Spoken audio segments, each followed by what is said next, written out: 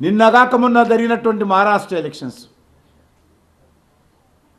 అంతకుముందు జరిగినటువంటి హర్యానా ఎలక్షన్స్, అంతకుముందు జరిగినటువంటి జమ్మూ కాశ్మీర్ ఎలక్షన్స్, 6 నెలల క్రితం జరిగినటువంటి పార్లమెంట్ ఎన్నికలు, వరుసగా అన్ని ఎన్నికల్లో ఒకటి తర్వాత ఒకటి ఓడిపోతూ ప్రజలలో ప్రాబల్యాన్ని కోల్పోయినటువంటి కాంగ్రెస్ పార్టీ ఒక నీచమైనటువంటి దిగజారుడు రాజకీయాలు ఈ దేశంలో చేస్తూ ఉంది. రాహుల్ గాంధీ ప్రధానమంత్రి కాలేకపోయానని గత 3 ఎన్నికల్లో ఆశ పెట్టుకొని ఎన్నికల్లో పోటీ చేసినా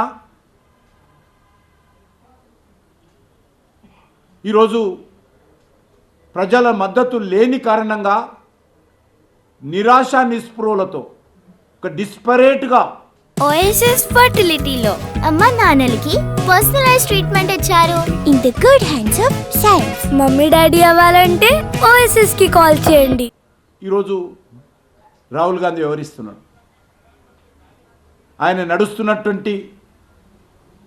నడుపుతున్నటువంటి రాజకీయాలు కానీ వ్యవహరిస్తున్నటువంటి తీరు కానీ పార్లమెంట్లో ఆయన వ్యవహారం చూస్తే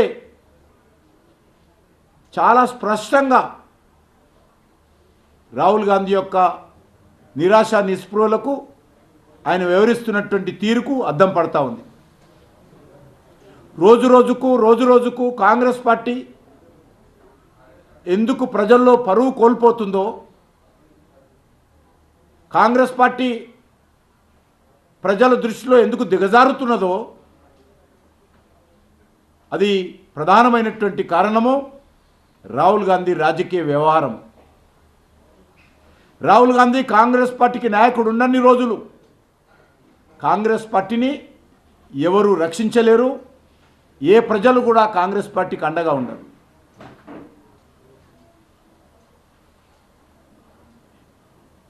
ఏ మాత్రం ఇన్ని సంవత్సరాలైనా రాజకీయాలకు వచ్చి రాహుల్ గాంధీ ఏమాత్రం అవగాహన లేకుండా మిడిమిడి ధ్యానంతో ఈరోజు రాహుల్ గాంధీ వ్యవహరిస్తూ ఉన్నాడు. ఆయనకు దేశ సమస్యల గురించి అవగాహన లేదు,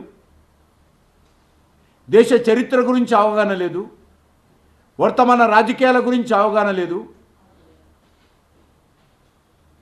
మరి ఆ రకంగా అవగాహన లేనటువంటి వ్యక్తి ఏ రకంగా దేశాన్ని కాంగ్రెస్ పార్టీని నడుపుతున్నాడో మనము స్వయంగా ఈరోజు చూస్తూ ఉన్నాం.